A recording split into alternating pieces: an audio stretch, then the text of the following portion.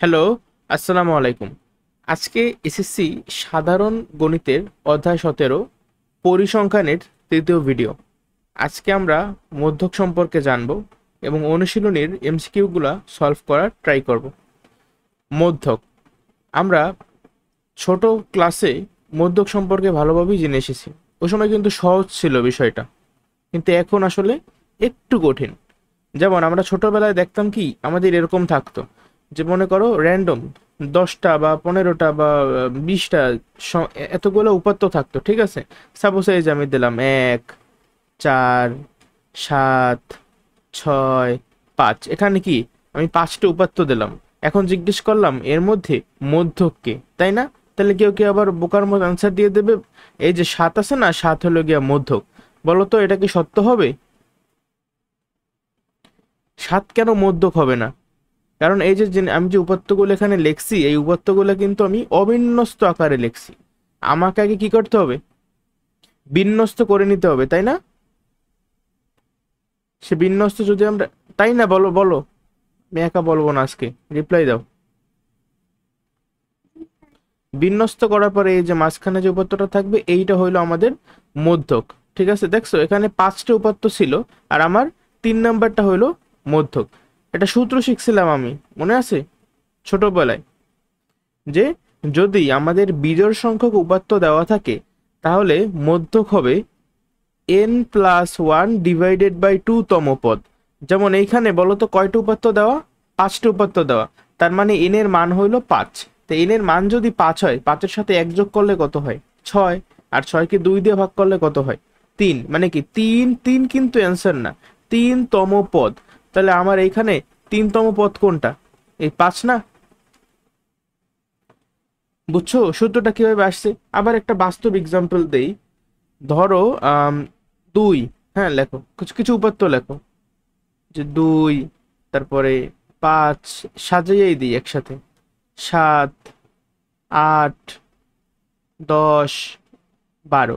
এখন এই যে 6টা উপাত্ত দেওয়া আছে, আমি ঊর্ধ্বক্রম অনুসারে বিন্যস্ত করে দিছি। এখন বলো আমার মধ্যকের মান কত হবে? কিভাবে বের করব? আমার তো দেখো মাঝখানে তো একদম এক্সাক্ট মাঝখানে তো কিছু নাই, তবে মাঝখানের দুইটা কে কে? মাঝখানের দুইটা হইলো 7 আর 8। তার মানে যেহেতু একদম মাঝখানে কেউ নাই, তাহলে আমার 7 আর 8-এর যে মাঝখানে যে আছে সেইটা ধরে নিতে হবে, বা 7 এবং 8-এর গড় বের করতে হবে। 7 আর 8-এর গড় হইলো 7.5, ঠিক আছে। তাহলে আমার মধ্যক কত হবে? 7.5। একটা সূত্রের মাধ্যমে কিভাবে পড়ছিলাম আমরা, যে যদি জোড় সংখ্যক উপাত্ত দেওয়া থাকে তাহলে n/2 তম পদ, n/2 তম পদ ও n/2 প্লাস 1, n/2 প্লাস 1, এটা কিন্তু ছিল n+1 ডিভাইডেড বাই 2। এটা কি n/2 প্লাস 1। মনে রাখা যায় কিভাবে জানো? কারণ এইখানে যেহেতু n এর মান জোড় সংখ্যা একটা, তাই না? তাহলে এই জন্য কিন্তু এই যে জোড় সংখ্যাকে আমরা 2 দিয়ে ভাগ করছি, তারপরে 1 যোগ করছি। কারণ আমি যদি আগেই জোড় সংখ্যার সাথে 1 যোগ করতাম তাহলে কিন্তু বিজোড় সংখ্যা হয়ে যেত, ঠিক আছে। আর বিজোড় সংখ্যাকে 2 দিয়ে ভাগ করলে কিন্তু আমার এটা মানে দশমিক আসতো, ঠিক আছে, দশমিক সংখ্যা আসতো। তাহলে তো হইতো না, কারণ এটা কি, এটা হলো কি n/2 প্লাস 1 তম পদ। তম পদ কিন্তু দশমিক হইতে পারে না। আমি বলতে পারি যে প্রথম পদ, দ্বিতীয় পদ, 3 নাম্বার পদ, 4 নাম্বার পদ, কিন্তু আমি কি বলতে পারি যে 3.5তম পদ বা 4.5তম সংখ্যাটা লেখো? আমি কিন্তু সেটা বলতে পারি না। আবার এইখানে তুমি খেয়াল করো, এখানে n+1 ডিভাইডেড বাই 2 তম পদ বলা কেন? কারণ এখানে n এর মানটা বিজোড় সংখ্যা। আমি কি করছি? বিজোড় সংখ্যার সাথে 1 যোগ করে এটাকে জোড় বানাইছি, তারপর এটাকে আমি 2 দিয়ে ভাগ করছি। বুঝতে পারছো? তাহলে আমার যদি উপাত্ত বিজোড় সংখ্যক থাকে, তাহলে আমি এই যে এই সূত্রের মাধ্যমে n/2, সরি জোড় সংখ্যক থাকে, তাহলে n/2 তম পদ ও n/2 প্লাস 1 তম পদ, এই দুইটা মানে এই দুইটা তম পদের আমি সমষ্টি করব, তারপরে 2 দিয়ে ভাগ করব। অর্থাৎ আমি এই দুইটা পদের গাণিতিক গড় হিসাব করতেছি। যেমন এখানে n এর মান কত? যেহেতু 6টা উপাত্ত দেওয়া, তাহলে n এর ভ্যালু হলো 6। আর 6কে 2 দিয়ে ভাগ করলে কত হয়? 3তম পদ।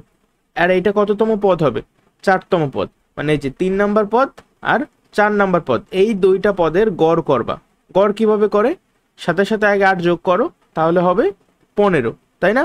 7 + 8, 7 আর 8 যোগ করলে কত হয়? 15। তারপরে গড়ের যেহেতু দুইটা সমষ্টি, যেহেতু দুইটা রাশি, এর ফলে 2 দিয়ে ভাগ করো, তাইলেই আমাদের গড় বের হয়ে যাবে। গড় কত হবে? 7.5। ক্লিয়ার? এই বিষয়গুলো আমরা ছোটবেলা থেকেই মোটামুটি জানি। যেমন এখানে কিছু কথা, যে অষ্টম শ্রেণীতে আমরা শিখেছি পরিসংখ্যানের উপাত্তগুলো মানের ক্রম অনুসারে সাজালে যে সকল উপাত্ত ঠিক মাঝখানে থাকে সেইগুলো মানই হবে উপাত্তগুলোর মধ্যক। এই সংজ্ঞাটা মনে রাখতে পারো। সংজ্ঞা মনে আসলে মুখস্থ রাখা লাগে না, এটা মানে কমন সেন্স, এটা সবাই পারবে। মানে ক্রম অনুসারে সাজালে যে সকল উপাত্ত ঠিক মাঝখানে থাকে সেগুলোই হবে উপাত্তগুলোর মধ্যক। তারপরে উপাত্তের সংখ্যা যদি n হয় আর n যদি বিজোড় সংখ্যা হয় তবে মধ্যক হবে কততম পদ, আর n যদি জোড় সংখ্যা হয় তবে মধ্যক হবে কততম পদ। ঠিক আছে, একটু আগে আমি যে লিখছি এই জিনিসগুলো জাস্ট এখানে একটু সুন্দর করে লেখা আছে, আচ্ছা কিছুই না। আমরা একটু উদাহরণে চলে যাই। উদাহরণ 10-এ কি বলা হয়েছে? নিচে 51 জন শিক্ষার্থীর, 51 কিন্তু একটা বিজোড় সংখ্যা, 51 জন শিক্ষার্থীর উচ্চতার গণসংখ্যা নিবেশন সারণী দেওয়া হলো। আচ্ছা, গণসংখ্যা নিবেশন সারণী দেওয়া আছে মানে কি দেওয়া থাকবে? অবশ্যই আমার গণসংখ্যা দেওয়া থাকবে, আর একটা শ্রেণী ব্যক্তি দেওয়া থাকতেও পারে, অথবা নির্দিষ্ট একটা মানও বলে দিতে পারে। যেমন এখানে কিন্তু একটা নির্দিষ্ট মান বলছে, এখানে কিন্তু কোনো শ্রেণী ব্যক্তি নাই, খেয়াল করো। যেমন উচ্চতা 150 সেন্টিমিটার, 150 সেন্টিমিটার বিশিষ্ট শিক্ষার্থী আছে কতজন? 4 জন। 155 সেন্টিমিটার উচ্চতার শিক্ষার্থী আছে কয়জন? 6 জন। বুঝতে পারছো? আমাকে জাস্ট বলছে কি তারা মধ্যক নির্ণয় করো। আচ্ছা বলো তো এটা কিভাবে করতে পারি? যেহেতু মধ্যক নির্ণয়ের জন্য দেখো এন এর পরিচয় কি ছিল? এই যে এন এর পরিচয় ছিল আমার মোট কতগুলো উপাত্ত দেওয়া আছে, তাই না? এখন আমি যে এখানে যে গণসংখ্যা নিবেশন সারণী দেওয়া, এইটা মনে করো 150 সেন্টিমিটার উচ্চতা কয়জনের? 4 জনের। আবার 155 6 জনের, এভাবে করে তুমি 4 6 12 16 8 5 এগুলো সব যোগ করলে কত হবে তোমার? তারা কিন্তু অলরেডি বইলেই দিছে যে আমার মোট শিক্ষার্থী হইলো 51 জন। তাহলে যোগ করলে কত হবে? এই শিক্ষার্থীর গণসংখ্যাগুলো যোগ করতে থাকলে 51 হবে কিনা বলো? এটা তারপরেও তারা যোগ কইরা দেখাইছে, ঠিক আছে? তো যোগ করে দেখা কিভাবে দেখাবো? আমরা যে ক্রমযোজিত গণসংখ্যা নামে একটা টার্ম আমি তোমাদেরকে শিখাইছিলাম, মনে আছে? সে ক্রমযোজিত গণসংখ্যা এখানে এক্সট্রা একটা রো অ্যাড করছে, সারি সারি আকারে করছে। তোমরা কিন্তু কেউ চাইলে কলাম আকারেও করতে পারতা। যেমন এক পাশে মনে করে দিতাম উচ্চতা, তারপরে দিতা গণসংখ্যা, তারপরে দিতা ক্রমযোজিত গণসংখ্যা, এভাবে নিচে নামতে থাকতো, যেভাবে পারো। বাট এভাবে করলে সুবিধা কি জানো? এটা সুবিধা আছে, আমার স্পেস কিন্তু বাইচে যাইতেছে অনেকগুলা। লম্বালম্বি করলে অনেকখানি জায়গা লাগবে তোমার। খেয়াল করো, এখন এই যে আমার ক্রমযোজিত গণসংখ্যা এটা কিভাবে করে তা তো মনে আছে, তাই না? যেমন এই 4 এই 4, তারপর 4 আর 6 যোগ করলে 10, 10 আর 12 যোগ করলে 22, 22 আর 16 যোগ করলে 38, 38 আর 8 যোগ করলে 46, তারপর 46 আর 5 যোগ করলে 51। ওকে, তাহলে যেহেতু আমার মোট উপাত্ত 51, যেটা একটা বিজোড় সংখ্যা, তাহলে আমি কোন সূত্রের মাধ্যমে করব? অবশ্যই এই যে n+1 ডিভাইডেড বাই 2 তম পদ, তাই না?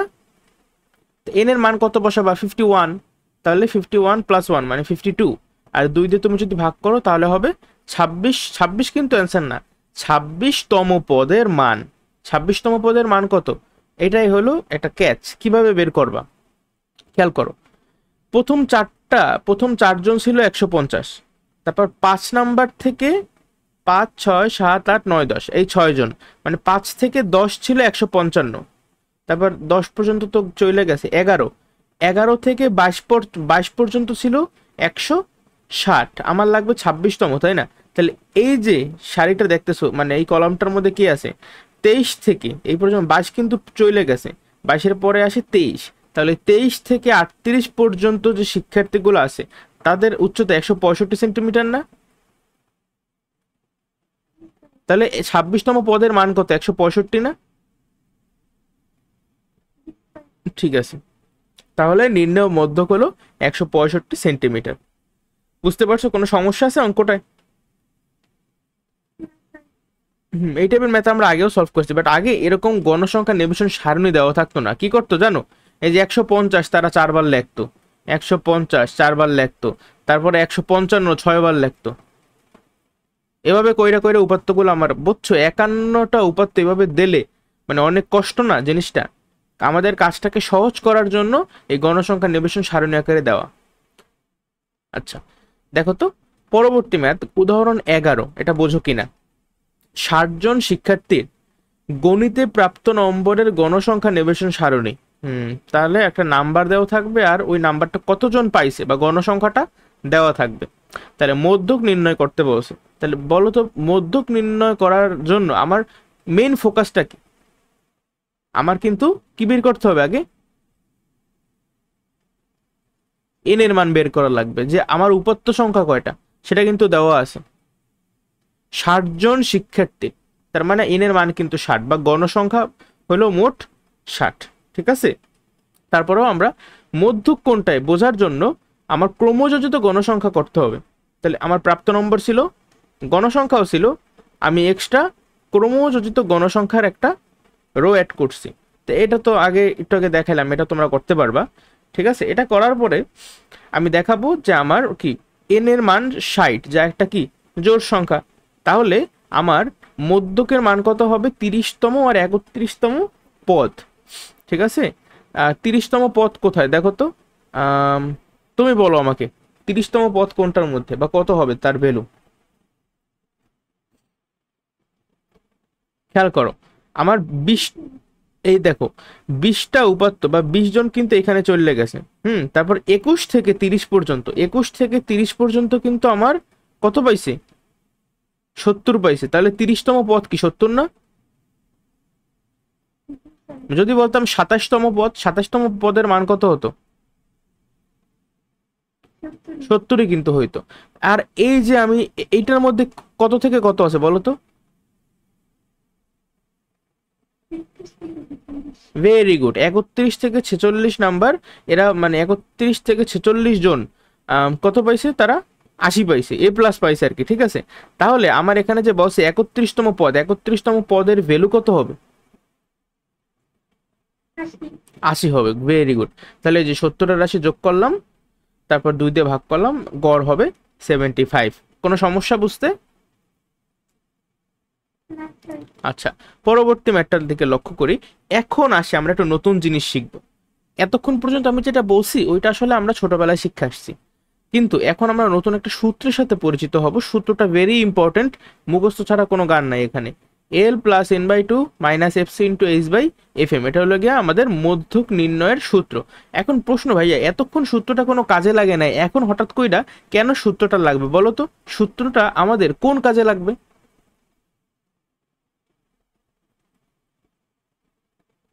একটাই উত্তরের,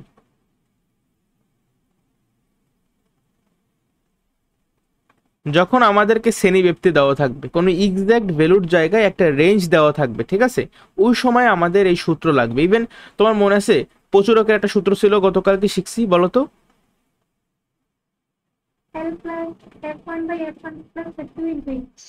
ভেরি গুড। আচ্ছা প্রত্যেকটার পরিচয় মনে আছে তো? কোনটা কি ছিল? এল ছিল কি? এল ছিল প্রচুরক শ্রেণীর নিম্নমান বা নিম্ন সীমা। F1 কি ছিল? প্রচুরক শ্রেণী এবং তার পূর্ববর্তী শ্রেণীর গণসংখ্যার পার্থক্য, তাই না? আর F2 কি ছিল? প্রচুরক শ্রেণী এবং তার পরবর্তী শ্রেণীর গণসংখ্যার পার্থক্য বা বিয়োগফল। H কি ছিল? H ছিল শ্রেণী ব্যবধান, মনে পড়ে? তাহলে এখন দেখো এই সূত্রটা, যে মধ্যক নির্ণয়ের সূত্রে এল এর পরিচয় কি? ওদেরকে ছিল প্রচুরক শ্রেণী, এটা তাহলে কি? এখন তো প্রচুরক শ্রেণী না, এখন কি? মধ্যক শ্রেণী, ঠিক আছে। এখন হলো গিয়ে যে শ্রেণীতে মধ্যক অবস্থিত মানে মধ্যক শ্রেণী। যেহেতু আমি এখন মধ্যক নির্ণয় করতেছি, যখন প্রচুরক নির্ণয় করছি তখন এল এর পরিচয় ছিল প্রচুরক শ্রেণীর নিম্নমান বা নিম্ন সীমা। আর এখন এল এর পরিচয় কি? এই এল এর পরিচয় মধ্যক শ্রেণীর নিম্ন সীমা, বুঝছো?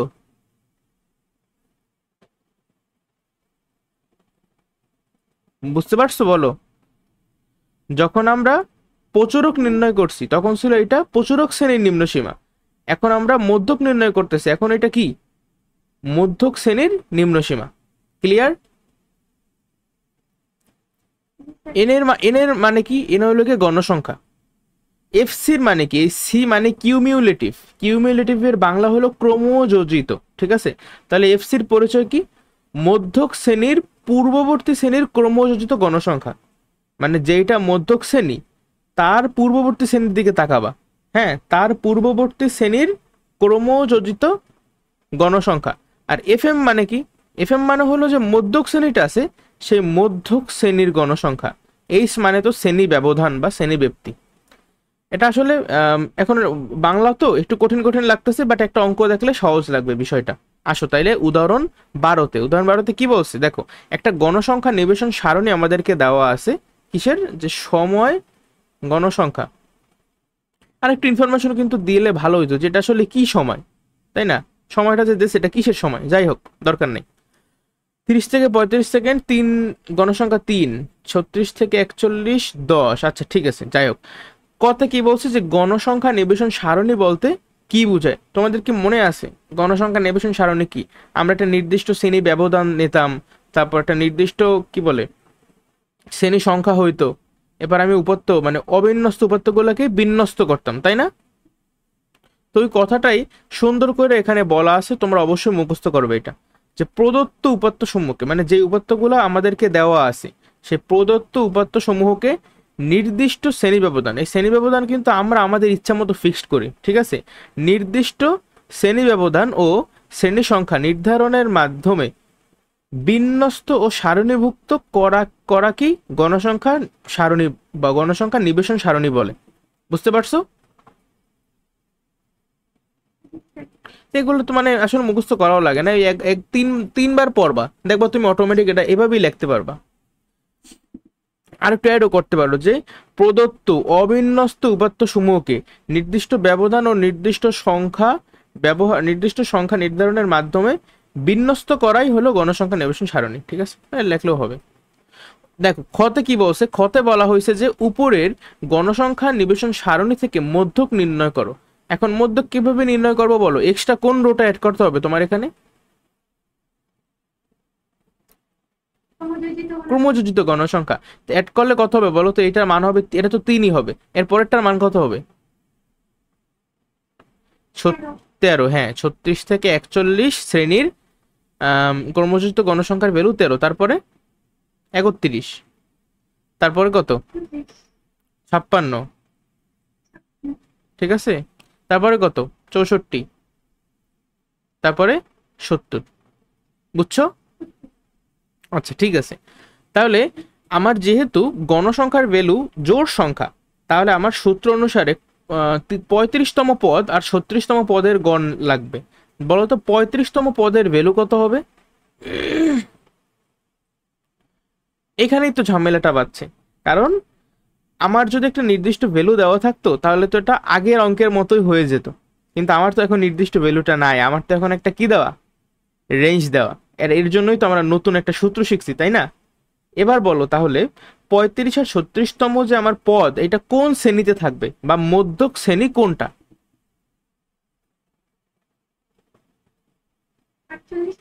হ্যাঁ, কারণ এই শ্রেণীর মধ্যে 32 থেকে 56তম উপাত্ত এখানে আছে, ফলে এইটা হলো আমাদের মধ্যক শ্রেণী। তাহলে এই যে 48 থেকে 53 আমাদের মধ্যক শ্রেণী। এখন আমার অ্যান্সার দাও, এল এর ভ্যালু কত? 48। এন এর ভ্যালু কত? 70, ইয়েস। আর এফ সির ভ্যালু কত? মধ্যক শ্রেণীর পূর্ববর্তী শ্রেণীর ক্রমযোজিত গণসংখ্যা মানে কি 31 না? আচ্ছা, তাহলে এফ এম এর পরিচয় কি জানি? মধ্যক শ্রেণীর গণসংখ্যা। হ্যাঁ, মধ্যক শ্রেণীর গণসংখ্যা কিন্তু 25। আর এইচ এর ভ্যালু কত এই অঙ্কে?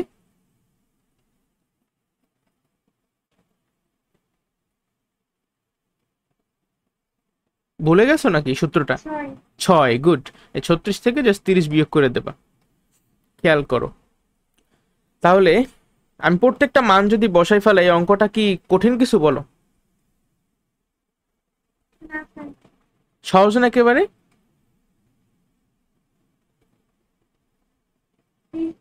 পারবা তো পরীক্ষা আসলে? আচ্ছা ঠিক আছে, তাহলে আমরা গ নাম্বারে চলে যায়। গ নাম্বারে কি বলছে দেখো, উপাত্তের বহুভুজ সারণীতে প্রদত্ত উপাত্তের মানে ওই তো গণসংখ্যা বহুভুজ আর কি। আমরা কিন্তু একদম যে প্রথম ক্লাস সেইখানেই এই যে গণসংখ্যা নিবেশন সারণী, ক্রমযোজিত গণসংখ্যা, অজীব রেখা, গণসংখ্যা নিবেশনের আয়তলেখ, তারপরে যে গণসংখ্যা বহুভুজ, এই প্রত্যেকটা জিনিস শিখছি কিনা। এবার তাহলে বলো, এই গণসংখ্যা বহুভুজ একটু কন্ট্রোভার্সি আছে বুঝছো। আমি বইয়ের মধ্যে এক জায়গায় দেখছি যে বহুভুজ আঁকতে বলছে, কিন্তু তারা আয়তলেখও আঁকে এনেছে। আয়তলেখ আঁকার পরে বহুভুজ আঁকছে, বাট বইয়ের এই অঙ্কটার ক্ষেত্রে সলিউশনে শুধুমাত্র বহুভুজই অঙ্কন করছে। তাহলে আমি আগে যা বলছি ভুলা যাও, তোমরা যদি বহুভুজ আঁকতে বলে তাহলে তোমার আয়তলেখ আঁকার দরকার নেই, ঠিক আছে। তারপরেও তোমরা একটু তোমাদের যে টিচার আছে স্কুলের ক্লাস টিচার, যে অঙ্ক খাতা দেখবে তাকে জিজ্ঞাসা করে নেবে যে স্যার আমি আঁকবো কিনা, ঠিক আছে। বহুভুজ যদি আঁকতে বলে তাহলে শুধুমাত্র বহুভুজ আঁকবা, আর যদি আয়তলেখ আঁকতে বলে তাহলে শুধুমাত্র আয়তলেখ আঁকবা, ঠিক আছে। এমনিও পরীক্ষার হলে এত সময় আসলে পাওয়া যায় না যে দুইটাই তুমি আঁকবা। খেয়াল করো, এখন গণসংখ্যা বহুভুজ আঁকার জন্য আমার জানি কোন জিনিসগুলো লাগবে। আমার এক্স অক্ষ বরাবর কি আর ওয়াই অক্ষ বরাবর কি মনে আছে কি?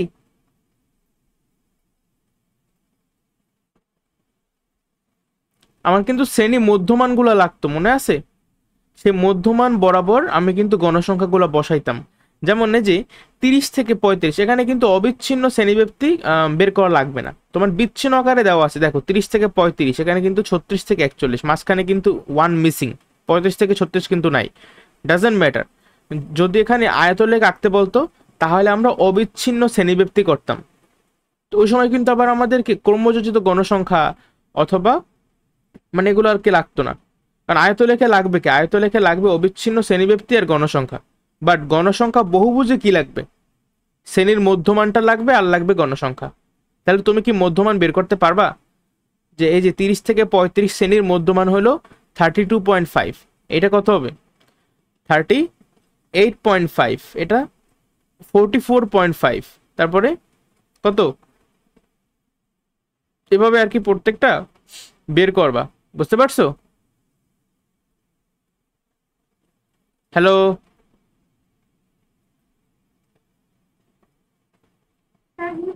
আচ্ছা ঠিক আছে। এরপরে ওই মধ্যমান বরাবর জাস্ট তোমার যে গণসংখ্যার ভ্যালু আছে, কর্মযোজিত গণসংখ্যা কিন্তু না, গণসংখ্যার ভ্যালুগুলা বসাবা, তাহলে অঙ্কটা সলভ হয়ে যাবে। যেমন এখানে করা আছে আর কিছু বাংলা কথাবার্তা বলা আছে যে আমার শুরু হয়েছে কোন পর্যন্ত, খেয়াল করো 30 থেকে 35 না, মানে 32.5 হলো আমাদের প্রথম যে শ্রেণী মধ্যমান।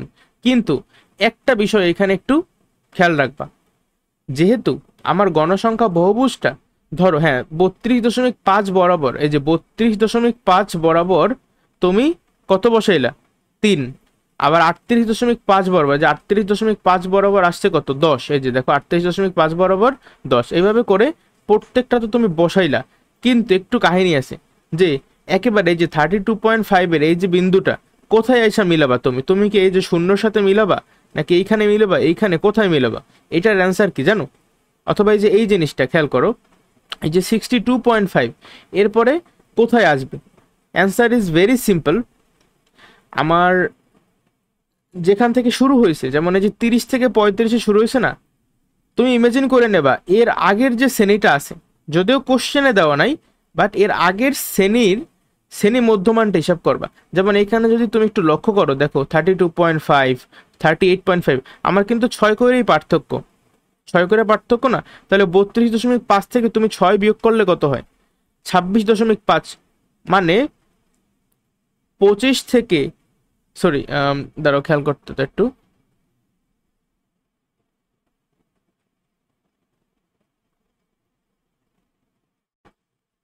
এর পূর্ববর্তী যে শ্রেণীটা আছে, ঠিক আছে, পূর্ববর্তী শ্রেণীটা কোন পর্যন্ত? 29 পর্যন্ত। কত থেকে? 24 থেকে, 24 থেকে 29, ঠিক আছে। ওই 24 থেকে 29 যে শ্রেণীটা আছে তার মধ্যমান কত হবে? 26.5। তো আমাদের ওই 26.5 বরাবর গণসংখ্যা শূন্য বসাইতে হবে, বুঝতে পারছো? ইমাজিন করবা জাস্ট, এইটা হলো মনে করো 24 থেকে 29, আর একদম যে শেষ দেখো 60 থেকে 65 আমাদের শেষ শ্রেণী, এরপরে কিন্তু নাই। বাট তুমি ইমাজিন করবে এর পরবর্তী শ্রেণীটা যদি থাকতো সেটা কি হইতো, 66 থেকে কোন পর্যন্ত যাইতো বলো? যেহেতু শ্রেণী ব্যবধান 6, তাহলে 65 কত, 71, 66 থেকে 71 পর্যন্ত যাইতো কিন্তু। তাহলে এই যে শ্রেণীটা দেখতেছো, এই শ্রেণীর মধ্যমান কত? 68.5। 68.5, বাট এই শ্রেণীর গণসংখ্যা কত? 0 না, 0। এরকম, এটাও কিন্তু এরকম সেম।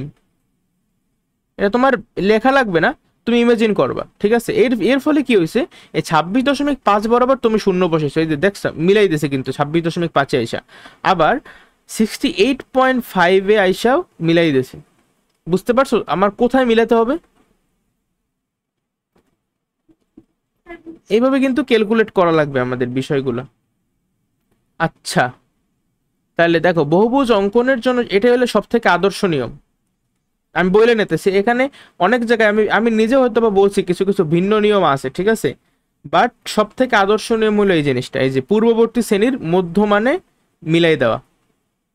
অনেক জায়গায় আমি এটা লক্ষ্য করছি যে তারা মনে করো যে শ্রেণীর মধ্যমান প্রথম শ্রেণী কত 30 থেকে 35 না, তারা 30-এ মিলাই দেয়, বা এখানে 62.5-এর পরে 65-তে মিলাইতেছে। আমি হয়তো বা ফার্স্ট ক্লাস এভাবে করাইছি, বাট এটা নিয়ে একটু কন্ট্রোভার্সি আছে, বুঝছো? এক এক জায়গায় এক একভাবে সলিউশন দেওয়া, বাট এই নিয়মটা হলো সব থেকে গ্রহণযোগ্য। তোমরা এইভাবেই করবা।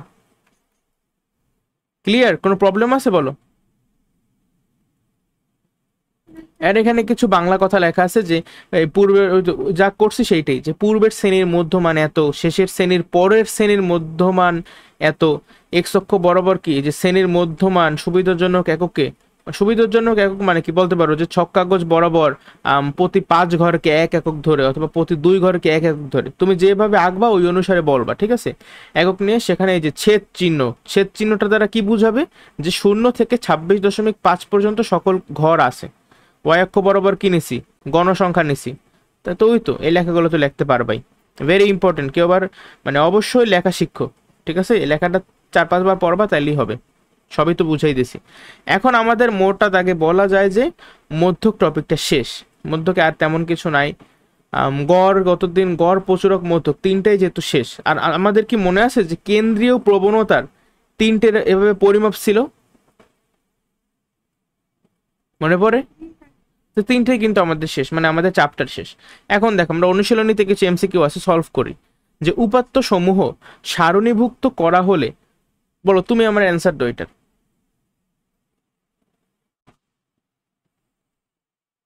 আমরা সারণীভুক্ত করলাম, প্রতি শ্রেণীতে যতগুলো উপাত্ত অন্তর্ভুক্ত হয় সে জিনিসটাকে আমরা কি বলি?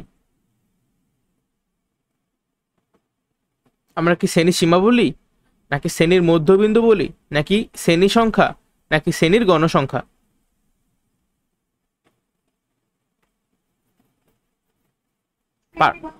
ভেরি গুড, কোন একটা শ্রেণীতে যতগুলো উপাত্ত সেটাই তো শ্রেণীর গণসংখ্যা, ঠিক আছে? তাহলে 2 নাম্বারটা কি হবে বলো? এটা তো পারবাই, এটা সময় নষ্ট করে না, কেন্দ্রীয় প্রবণতা, ঠিক আছে? যে মাঝামাঝি কোন একটা মানের কাছাকাছি পুঞ্জীভূত হয় উপাত্তের, এই প্রবণতাকে আমরা কি বলি? কেন্দ্রীয় প্রবণতা। নিচের এই যে সারণী, আমাদের এই টাইপের কোশ্চেন কিন্তু আসবে এমসিকিউতে, ঠিক আছে? আসলে এগুলোই আসবে, এরকম একটা গণসংখ্যা নিবেশন সারণী দিয়ে দেবে। বসে দেখো তো শ্রেণীব্যাপ্তি কি 3 এখানে? শ্রেণীব্যাপ্তি 3 কিভাবে হয়? শ্রেণী সংখ্যা বলে নাই কিন্তু, শ্রেণী ব্যক্তি 3 বলছে। শ্রেণী ব্যক্তি কি 3?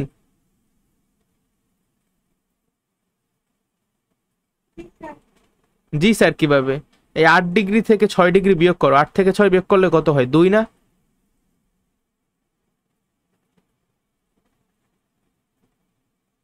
হ্যালো,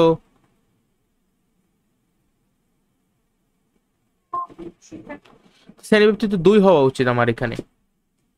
দেখি পরের গুলা। 2 নম্বরটা কি? মধ্যক শ্রেণী। মধ্যক শ্রেণী কিভাবে বের করবা? এই 5 আর 9 যোগ করো কত? 14। 14 আর 4 যোগ করো কত? 18। তাহলে আমার 9 নাম্বার আর হলো 10 নাম্বার পদের গড় লাগবে। তাহলে 9 নাম্বার আর 10 নাম্বার দুইটাই কিন্তু এই 8 ডিগ্রি থেকে 10 ডিগ্রি সেলসিয়াস এইটার মধ্যে, অর্থাৎ আমাদের মধ্যক শ্রেণী হইলো 8 ডিগ্রি থেকে 10 ডিগ্রি। এটা হয়েছে 2 নাম্বার কারেক্ট। 3 বলছে তাপমাত্রা একটা অবিচ্ছিন্ন চলক। আচ্ছা, তোমাদের কি পড়াইছি না আমি বিচ্ছিন্ন চলক আর অবিচ্ছিন্ন চলক? বিচ্ছিন্ন চলক হলো কোনগুলা? যে চলকের মান শুধুমাত্র পূর্ণ সংখ্যা হয়। আর অবিচ্ছিন্ন চলক কি? এদের মান দশমিক সবকিছু হইতে পারে আর কি, ঠিক আছে? আমরা জানি যে তাপমাত্রা কিন্তু শুধুমাত্র পূর্ণ সংখ্যা না, দশমিক হইতে পারে, মানে তাপমাত্রা কিন্তু একটা অবিচ্ছিন্ন চলক। মানে কি 2 আর 3 কারেক্ট, তাই না বলো? তোমার কাছে অ্যান্সার থাকলে তুমি এটা চেক করে নিও তো যে আসলে 1 কারেক্ট করছে কিনা। আচ্ছা, তাহলে আমরা পরবর্তী এমসিকিউতে যাই। 4 নাম্বার এমসিকিউতে কি বলছে দেখো, যে আয়তলেখ অঙ্কন করতে দরকার। তুমি আমাকে বলো 1 নাম্বার কি সত্য?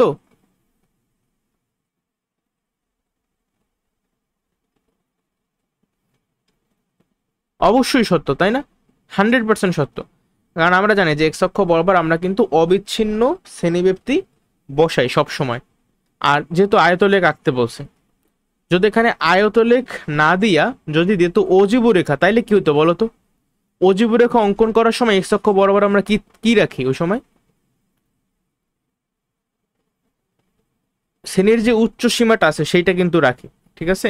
আবার যদি এখানে বলতো যে গণসংখ্যা বহুভুজ, তো বহুভুজ অঙ্কন করতে আমরা কি লাগে বলো এক্স অক্ষ বরাবর? শ্রেণীর মধ্যমান, তাই না?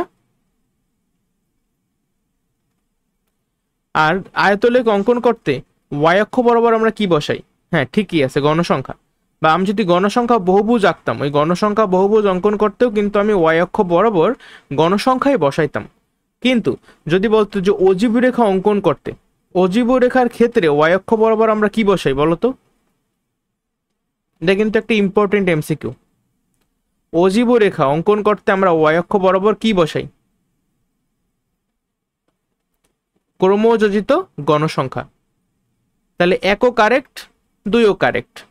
3 নাম্বার কি দেখো তো, শ্রেণীর মধ্যমান আয়তলেখ অঙ্কন করতে দরকার না। আয়তলেখ অঙ্কন করতে কিন্তু শ্রেণীর মধ্যমান কোনো কাজে লাগে না, তবে গণসংখ্যা বহুভুজের জন্য মধ্যমান লাগে। তাহলে আমার 1 আর 2 হবে কারেক্ট অ্যান্সার, মানে ক। 5 নাম্বারটা দেখো, উপত্যের ক্ষেত্রে প্রচুরক। উপত্যের ক্ষেত্রে প্রচুরক দেখি তো, কেন্দ্রীয় প্রবণতার পরিমাপ। হ্যাঁ, কারণ আমরা জানি যে কেন্দ্রীয় প্রবণতার 3টা পরিমাপের মধ্যে একটা হইল প্রচুরক, সবচেয়ে বেশিবার উপস্থাপিত মান। হ্যাঁ, 2 নাম্বারও তো কারেক্ট। সব ক্ষেত্রে অনন্য নাও হতে পারে, এটা তো কারেক্ট। 3টাই কারেক্ট এখানে, ঠিক আছে? হ্যালো। এরপর দেখো যে একটা উদ্দীপক দেওয়া, ওই উদ্দীপক অনুসারে আমাদের 3টে এমসিকিউ সলভ করতে হবে। এগুলা কিন্তু ভেরি কমন কোশ্চেন, এগুলো আসে পরীক্ষায়। শীতকালে বাংলাদেশের কোনো একটি অঞ্চলের 10 দিনের তাপমাত্রার পরিসংখ্যান হলো, এই যে কিছু মান দেওয়া আছে নিচের 6 থেকে 8 নম্বর প্রশ্নের উত্তর দাও।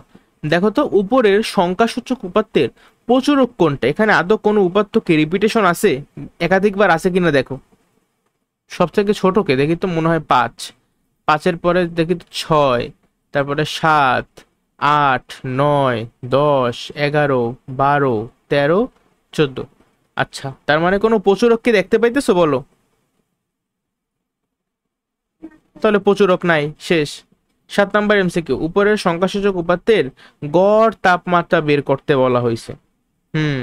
যেহেতু দেখাইছে কি 10 দিনের তাপমাত্রা, তাই না? অর্থাৎ এখানে কিন্তু 10টা ভ্যালু আছে, 5 থেকে 14 পর্যন্ত 10টা ভ্যালু দেওয়া। যেহেতু আমার গণসংখ্যা বা এন এর ভ্যালু জোড় সংখ্যা, তাহলে আমার কি সূত্র কোনটা? ওই যে n/2 তম পদ ও n/2 + 1 তম পদের গড়, মানে 5 নাম্বার পদ আর 6 নাম্বার পদের গড় করতে হবে এখানে। তার আগে তো আমাদেরকে কি করতে হবে, জিনিসটাকে সাজাইয়ে নিতে হবে, তাই না? তাহলে হবে কি 5, 6, 7, 8।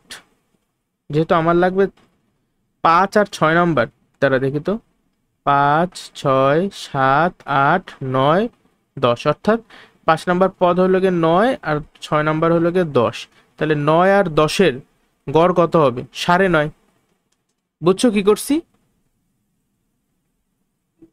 আচ্ছা, উপাত্ত সমূহের ওয়েট আ সেকেন্ড, এই আমি তো মধ্যক বের করছি, এ তো গড় তাপমাত্রা চাইছি, দেখছো? আমি এর যদি এরকম মিস্টেক করি ছি ছি ছি ছি ছি, ঘোর পাপ করে ফেলাইছি। যাই হোক, উপাত্ত সময়ের মধ্যক কোনটা, এটা হলো গিয়ে 9.5, এটা 8 নম্বরের কোশ্চেন। 7 নম্বরে বলছে উপাত্তের গড় তাপমাত্রা কোনটা। তাহলে গড় তাপমাত্রা তো কিছুই করতে হবে না, জাস্ট তুমি প্রত্যেকটা যোগ করবা, যোগ কইরা 10 দিয়ে ভাগ করবা। জানি যে রাশিগুলোর সমষ্টি ভাগ রাশিগুলোর সংখ্যা, তাই না? এর অ্যান্সার বুঝলাম না, আবার বলো।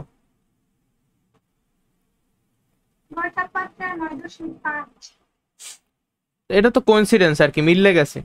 ঠিক আছে, কারণ তারা এইভাবে মানটা দিছে 10, 11, 12, 13, 14, যে আমাদের যেহেতু মানে এই যে 10টা আছে আমাদের, আর যেহেতু সবকটা দেখো আমাদের কিন্তু একদম ক্রমিক সংখ্যা দেওয়া, 5, 6, 7, 8, 9, 10, কোনোটা কিন্তু মিসিং নেই এইখানে।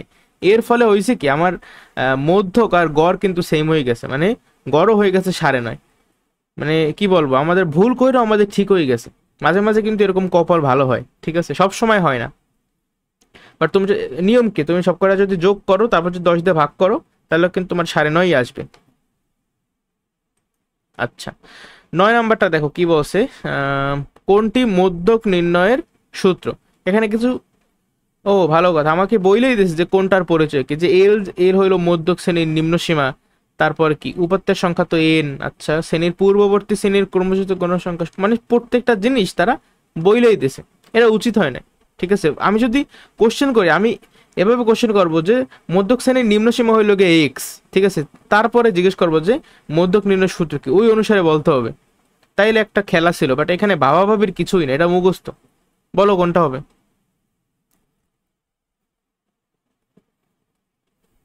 প্রথমটা হবে, তাই তো? হুম। এরপরে দেখো 10 নাম্বার, 10 নাম্বারে কি বলছে, দশম শ্রেণীর 50 জন শিক্ষার্থীর গণিত বিষয় প্রাপ্ত নম্বর, একটা গণসংখ্যা নিবেশন সারণী আমাদেরকে দেওয়া। বলছে প্রদত্ত উপাত্তের মানে বহুভুজ আঁকতে বলছে আর অজীব রেখা আঁকতে বলছে।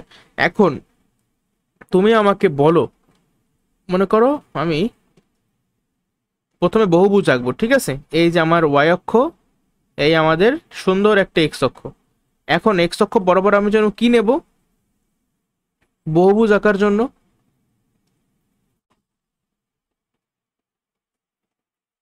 শ্রেণী মধ্যমানগুলো নেব। তাহলে যে 31 থেকে 40, হ্যাঁ, এই শ্রেণীর আমার কিন্তু অবিচ্ছিন্ন শ্রেণীব্যাপ্তি কোনো কাজে লাগবে না। যদি আয়তলেখ আঁকতে বলতো তাইলে আমি অবিচ্ছিন্ন শ্রেণীব্যাপ্তি বের করতাম। এখন বের করতে হবে জাস্ট শ্রেণীর মধ্যমান। আচ্ছা, তাহলে বলো তো 31 থেকে 40 এই শ্রেণীর মধ্যমান কত? 35.5, তাই না? আচ্ছা, এভাবে করে আমরা প্রত্যেকটা শ্রেণী মধ্যমান বের করব। এটা যদি 35.5 হয়, এটা হবে কত? 41 থেকে 50 শ্রেণীর হবে 45.5। তাহলে এইটা মনে করো আমাদের 35.5, হ্যাঁ, এই যে এটা 35.5, এটা 45.5, 55.5, 65.5, 75.5, 85.5। আচ্ছা, আমার তো 95.5ও লাগবে। এটা আরেকটু তো বড় করে দিই, ঠিক আছে। কোন পর্যন্ত গেছিলাম জানি? 35, 45, 55, 65, 75, 85। এরপরে এই যে আমাদের 95.5। এর পরবর্তী মানে পরবর্তী শ্রেণী কত? 105.5, তাই না? আবার এটা 35.5, বাট এর পূর্ববর্তী শ্রেণী মধ্যমান কত? 25.5 কিনা? তো এইটা হলো আমাদের 25.5। বুঝতে পারছো কি করছি? কারণ আমাদের তো এই যে বহুভুজটা মিলেই তো হবে। আর এর আগে মনে করো এই যে 0 থেকে 25.5 পর্যন্ত ঘরগুলা যে আছে, এটা বুঝাইতে আমি একটা কি চিহ্ন দিই, এই যে ওই যে ছেদ চিহ্ন, তাই না? দেখতে জানি কেমন, এই যে এরকম, কেমন জানি এরকম না, এটা বের ছেদ চিহ্ন, ঠিক আছে, তো ওইটা দেবো। এরপরে আমি এখানে মানগুলা বসাবো। দেখো তো 35.5, এইটা হলো আমাদের 35.5। এই 35.5 বরাবর আমি কত বসাবো? 6 বসাবো, তাই না? এখানে আবার নাম্বারিং করবা, যে 1, 2, 3, 4, 5, 6, 7, 8, 9, 10, এভাবে করতে করতে 12 পর্যন্ত করবা, যেহেতু সর্বোচ্চ 12 আছে, বা তুমি 15 পর্যন্ত করতে পারো, তোমার ইচ্ছা, যেভাবে সুবিধা হয় আর কি, ঠিক আছে। অথবা 5, 10, 15, তারপর ওই অনুসারে আঁকবা। মুখস্থ কিছু নাই এখানে, সবকিছু বোঝার। তাহলে ধরি এই মনে করো আমাদের এই বরাবর আছে 6, ঠিক আছে, এই বরাবর হলো আমাদের 6। তারপরে 45.5 বরাবর আছে আমাদের 8, ধরি এইটা হলো আমাদের 8। তারপরে 55.5 বরাবর বসবে 10, এইটা হলো আমাদের 10। 65.5 বরাবর বসবে কত, 12, তো এইটা হলো আমাদের 12। 75.5 বরাবর 5 বসবে, তাহলে এই আমাদের 5। 85.5 বরাবর কত, 7, তাহলে এইটা আমাদের 7। 95.5 বরাবর কত, 2, তাহলে এইটা হলো আমাদের সেই 2। আর 105.5 বরাবর আমাদের 0। তাহলে এখন যদি আমরা মিলাইয়া দেই, দেখো তো চিত্রটা কেমন হয়। লাল বানাই দিলাম, এই যে। তো তুমি বলো, এই টাইপের যদি আমাদের আসে পরীক্ষা, আমরা পারবো নাকি তাকাই থাকবো অন্যদের খাতার দিকে?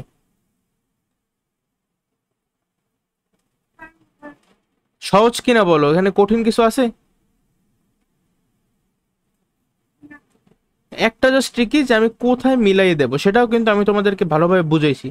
পূর্ববর্তী আর পরবর্তী শ্রেণীর যে শ্রেণী মধ্যমান, ওই বরাবর আমি মিলাবো। আর নিচে সংখ্যা টংখ্যা লিখে দিও, ঠিক আছে? আমি এখানে লিখলাম না, লেখলে না লেখলেও বাকি। দেখো, এটা হলো 5, এটা হলো 10, এটা হলো 15। তাহলে মাঝখানে ছোট ছোট ঘর থাকে, ওগুলো হলো গিয়া 11, 12, 13, 14। আবার এখানে আছে 6, 7, 8, 9, এগুলো 1, 2, 3, 4, ঠিক আছে, বোঝাই যায়। আবার এখানে এই বরাবর তুমি জাস্ট মানগুলো বসাবা। যেমন এটা হলো কত, 25.5, এটা হলো কি 0, এখানে 35.5, বুঝছো? মানগুলো বসাই দেবা। আর অজীব রেখা আমি যে আঁকবো, কিভাবে আঁকবো বলো? অজীব রেখায় আমার এক্স অক্ষ বরাবর থাকবে কি, শ্রেণী মধ্যমান থাকবে।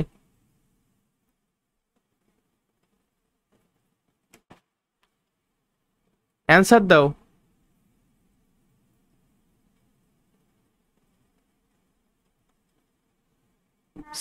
কি থাকবে তাহলে এক্স অক্ষ বরাবর? উচ্চসীমা গুলো আমি রাখবো।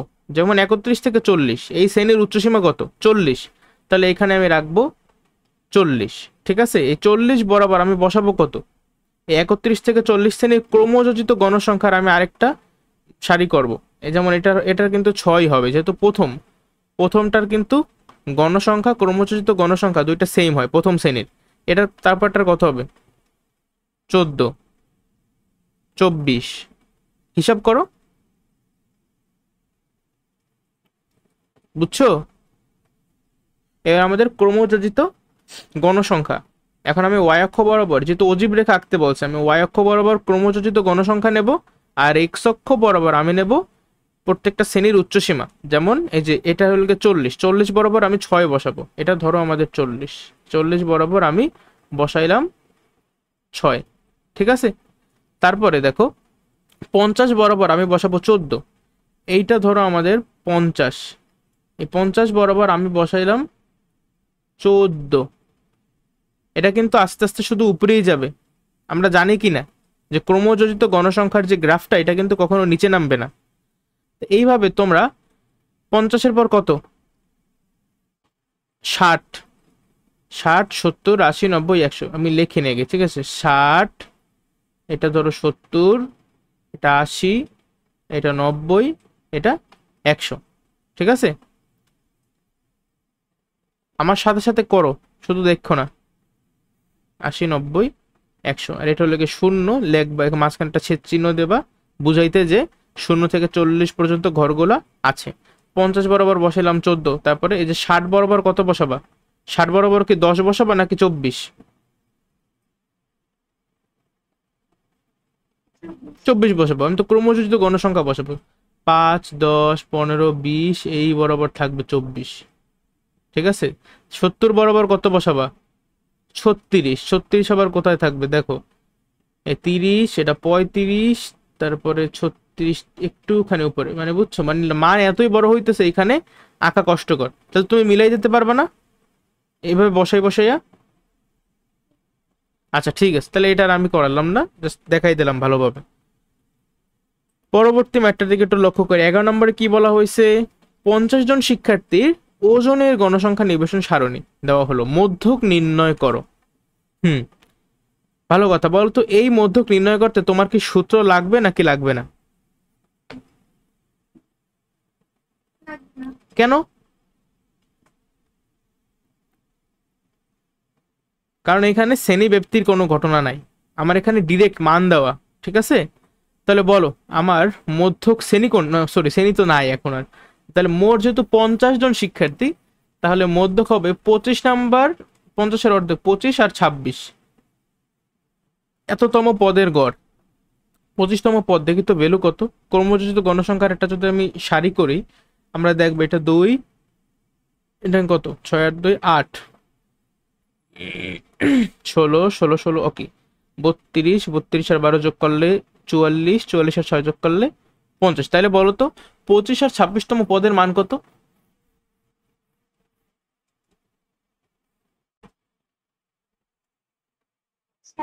ষাট। বুঝতে পারছো তুমি কেন?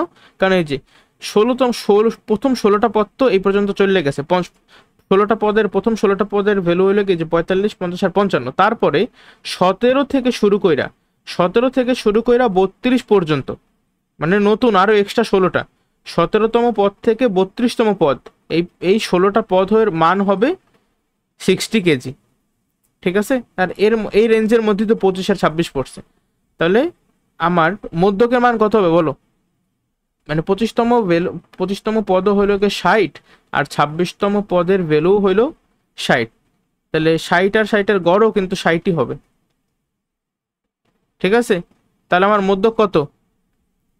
60। শেষ। সহজ কিনা?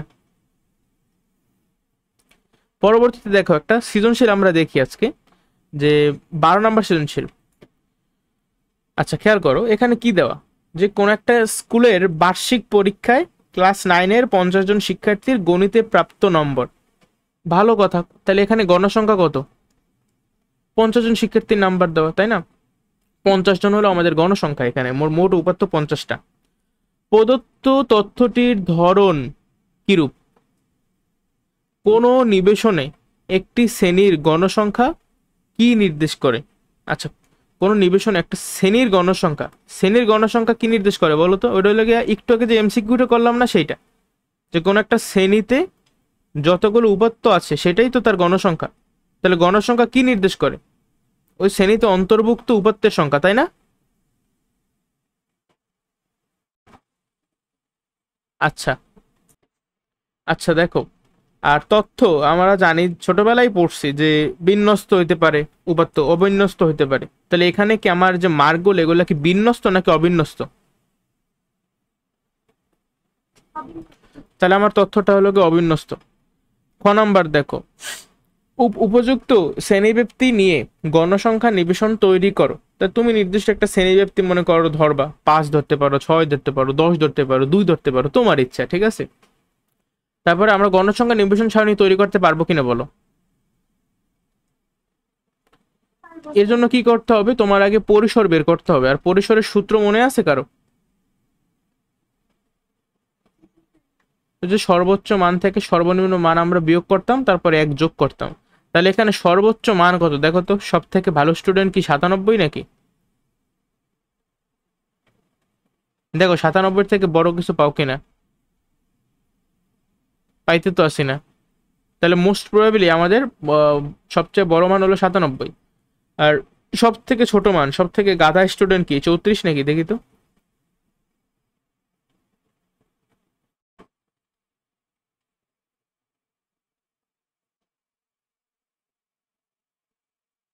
না, 34 থেকেও গাধা আছে, এই যে 32। তাহলে আমার সব থেকে ছোট মান হইলো সম্ভবত 32। তোমরা ভালো মতো আরো সার্চ করো, তারপর দেখো কত হয়। এর সাথে 1 যোগ করো, দেখো তো মান কত আসে। 66 মোট। ঠিক আছে, তা আমাদের পরিসরের ভ্যালু 66। তাহলে একটা কাজ করতে পারি, আমি যদি শ্রেণী ব্যবধান 6 নেই, শ্রেণী ব্যবধান 6 নিলে কি হবে? আমার শ্রেণী সংখ্যা কত হবে বলো? 11, তাই না? হ্যালো, বুঝতে পারছো? তুমি যদি শ্রেণী ব্যবধান 6 নাও, তাহলে শ্রেণী সংখ্যা হবে 11। শ্রেণী ব্যবধান 6 নিয়ে শ্রেণী সংখ্যা হবে 66/6, অর্থাৎ 11। তাহলে এইটা তুমি একটু কষ্ট কইরা, অথবা তুমি একটা কাজ করতে পারো, তুমি ছোট করার জন্য শ্রেণী ব্যবধানই নিতে পারো 10 অথবা 8 অথবা মানে একটু বড় নিও, নাইলে তো অনেকগুলো তোমার এরকম মানে 11টা হবে, বুঝতে পারছি, এরকম এরকম এরকম 11টা তোমার শখ হবে, বেশ বড়। তাইলে তার থেকে কাটা কাজ করতে পারো যে বড় নাও, শ্রেণী ব্যবধানটা একটু বড় নাও এই ক্ষেত্রে। যেমন তুমি 10 নিতে পারো, 10 নিতে পারো, 10 নিলে আমার মতে সব থেকে ভালো হয়, নাহলে তো অনেক বড় হয়ে যায় জিনিসটা। তো শ্রেণী ব্যবধান তুমি যদি 10 নাও, তাহলে শ্রেণী সংখ্যা কত হবে? শ্রেণী সংখ্যা হবে, আমরা জানি শ্রেণী সংখ্যার সূত্র কি, পরিসর ডিভাইডেড বাই শ্রেণী ব্যবধান মানে 10। তো ভাগ করলে কত আসে? ভাগ করলে আসে 6.6। এটারে আমরা রাউন্ড ফিগার কইরা পরবর্তী যে পূর্ণ সংখ্যা আছে সেটা লিখবো 7। ঠিক আছে, তাহলে আমার 7টা ঘর হবে। ঘরগুলো কি কি হবে জানো? 32 থেকে শুরু হবে, 32 থেকে হবে প্রথমে 38, তারপরে 39, 39 থেকে কত 45, বুঝতে পারছো? এইভাবে কইরা আগাবে। 46 থেকে 52, 53 থেকে কত বলো তো?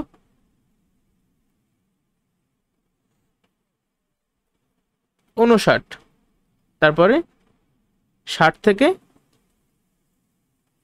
66, তাই তো? 67 থেকে, এই দাঁড়াও, আমি তো আবার গাধার, আমি কিন্তু আমি শ্রেণী ব্যবধান 10 ধরলাম, কিন্তু আমি এখানে শ্রেণী ব্যবধান 7 ধরে করতেছি, মানে 7 দেখা আমি মানে ভাবছি এটা শ্রেণী ব্যবধান, আমার তো শ্রেণী ব্যবধান 10 দেওয়া। তাহলে 32 থেকে 41, 42 থেকে 51, ঠিক আছে, তারপরে 52 থেকে 61, 62 থেকে 71, 72 থেকে 81, 82 থেকে 91, 92 থেকে 101। এবার ঠিক আছে নাকি? এবার তো ভুল হওয়ার সম্ভাবনা নেই। তো এইটা হলো আমাদের শ্রেণীব্যক্তি।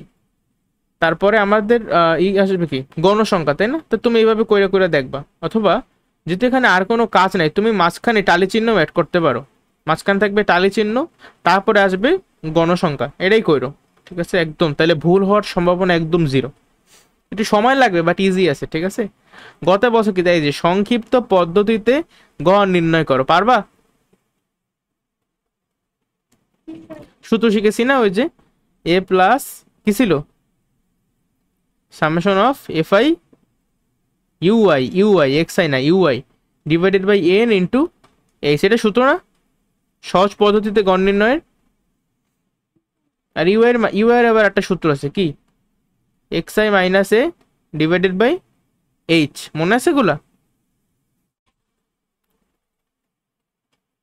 আমরা যে আনুমানিক একটা গড় হিসাব করতাম, তো ওই আনুমানিক গড়ের সাপেক্ষে আমরা কিন্তু প্রত্যেকটা শ্রেণীর এই যে ইউআই বের করতাম। ইউআই মানে কি, ধাপ বিচ্যুতি, আর এফআই মানে কি, গণসংখ্যা। তাহলে এফআই ইউআই মানে কি, গণসংখ্যা ধাপ বিচ্যুতি। তোমার মনে আছে কিনা সেইটা বলো। তাহলে আমার কলামগুলো কি কি হবে জানো? এই সংক্ষিপ্ত পদ্ধতিতে গড় নির্ণয়ের কলাম কি হবে? প্রথমে তো অ্যাজ ইউজুয়াল এই যে শ্রেণী ব্যক্তি থাকবে, তারপরে থাকবে কি আচ্ছা না, তারপরে আমার থাকবে শ্রেণী মধ্যমান, শ্রেণী মধ্যমান থাকবে। শ্রেণী মধ্যমানের মধ্যে একটাকে আমরা অনুমিত বা আনুমানিক গড় ধরে নিব। তারপরে ধরো তুমি দিতে পারো গণসংখ্যা, তারপরে তুমি দেবা যেহেতু তোমার এই ধাপ বিচ্যুত আছে ইউআই আছে, হ্যাঁ সেই ইউআই দিতে পারো। তারপরে তুমি দেবা এই এফআই, এই গণসংখ্যা আর এই ধাপ বিচ্যুতি এফআই আর ইউআই গুণ করবা। তাহলে গুণ করলে তুমি কি পাবা, এফআই ইউআই। এই কয়টাই মোট লাগে, তাই না? আর কিছু আছে?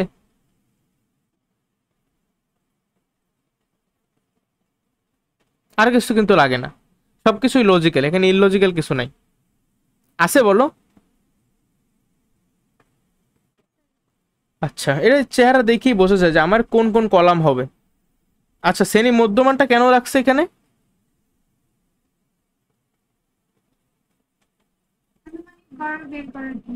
হুম, ঠিক আছে, গুড। তাহলে পারবে এটা তুমি, সহজ আছে, এটা না করাই সামনে যাই। দেখি এটা চিত্র দেওয়া, চিত্র, এটা কিসের চিত্র বলো তো? গণসংখ্যা বহুভুজের চিত্র, তাই না? এই যে দেখো 35.5 বরাবর 3, এর পূর্ববর্তী শ্রেণীর যে শ্রেণী মধ্যমান মানে 25.5, সেই 25 দেখো এখানে কিন্তু আনুমানিক চিত্রটা কিন্তু বলতে পারো যে ভুল হয়েছে, তাই না? কারণ এইখানে কিন্তু অ্যাকচুয়ালি 20 আসার কথা। তুমি মানে ঘরগুলোর দিকে তাকাও, এটা 30, এটা 40, তাহলে এটা কিন্তু 20। তারা কিন্তু 20-এ এসে মিলাইছে, বাট আমি দেখছি কি যে আমার মিলাইতে হবে ওই লেগে 25.25, মানে পূর্ববর্তী শ্রেণীর যে মধ্যমান সেইখানে এসে মিলাইতে হবে। আবার এখানে দেখো কি করছে, 75-এ কিন্তু আমার এই যে গণসংখ্যা 75-এ আমার কত 2, কিন্তু তারা তাদের দায়িত্ব ছিল তারা 85-তে মিলাবে, কিন্তু তারা করছে কি তার 80-তে মিলাই দিয়েছে। আমি তোমার বলছিলাম একটু আগে যে গণসংখ্যা নিয়ে কিন্তু বইয়ের এক এক জায়গায় এক এক কাহিনী করছে, প্রমাণ পাইলা? কয়ের দিকে তাকাও, উপরের চিত্রে প্রথম শ্রেণীটির শ্রেণী মধ্যমান ও শেষ শ্রেণীটির গণসংখ্যা কত? আচ্ছা, প্রথম শ্রেণী মানে এই যে 30 থেকে 40, এই শ্রেণীর মধ্যমান, মধ্যমান কত? মধ্যমান হলো 35, সেটা আবার একটা কথা, ওই 30 যোগ 40 ডিভাইডেড বাই 2 ওই সূত্রের মাধ্যমে করবা। আর শেষ শ্রেণী মানে কি 70 থেকে 80, এই শ্রেণীর গণসংখ্যা কত বলো তো? একটু আগে বললাম এই যে 2। খ, চিত্রে প্রদর্শিত তথ্যটিকে ছকের মাধ্যমে প্রকাশ করো। করাই যায়, করে ফেলবা তোমরা নিজেরা, ঠিক আছে? শ্রেণীব্যাপ্তি করবা, শ্রেণীব্যাপ্তি করবা, হ্যাঁ শ্রেণীব্যাপ্তি করার পরে কি করবা? শ্রেণীব্যাপ্তি করবা, শ্রেণী মধ্যমান করবা, আর গণসংখ্যা করবা, তাইলেই হবে, আর কিছু লাগবে না। কি কি করবা? শ্রেণীব্যাপ্তি ঠিক না, এখানে যেহেতু দেখো 30, 40, 50, 60 এগুলো কিন্তু সব বলতে পারো যে মানে তোমার শ্রেণী ব্যক্তিটা কেমন অবিচ্ছিন্ন টাইপের শ্রেণী ব্যক্তি না, 30, 40, 50, 60, তুমি লিখতে পারো যে অবিচ্ছিন্ন শ্রেণী ব্যক্তি, এখানে অবিচ্ছিন্ন শ্রেণী ব্যক্তি।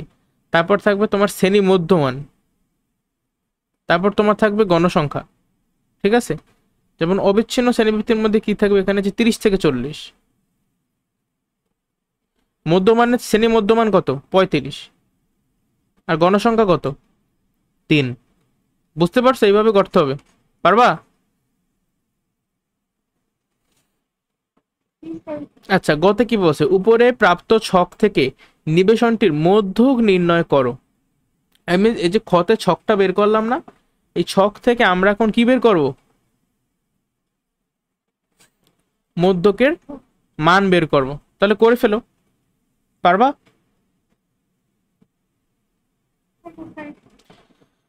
কিভাবে করবা? মধ্যক বের করার জন্য আরেকটা জিনিস এক্সট্রা লাগবে, কি জানো?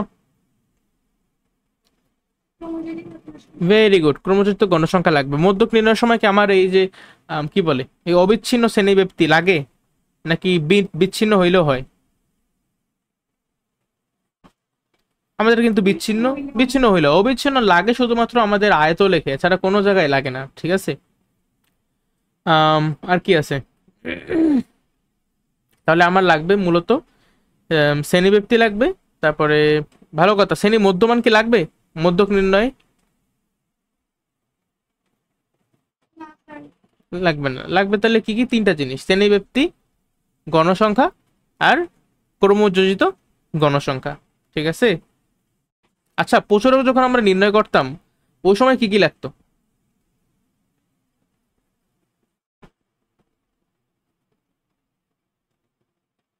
মনে আছে?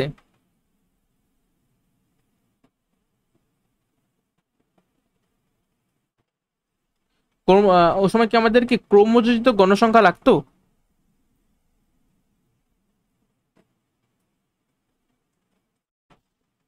লাগতো না, আমাদের শুধুমাত্র শ্রেণী ব্যক্তি লাগতো আর লাগতো গণসংখ্যা। মনে পড়ছে?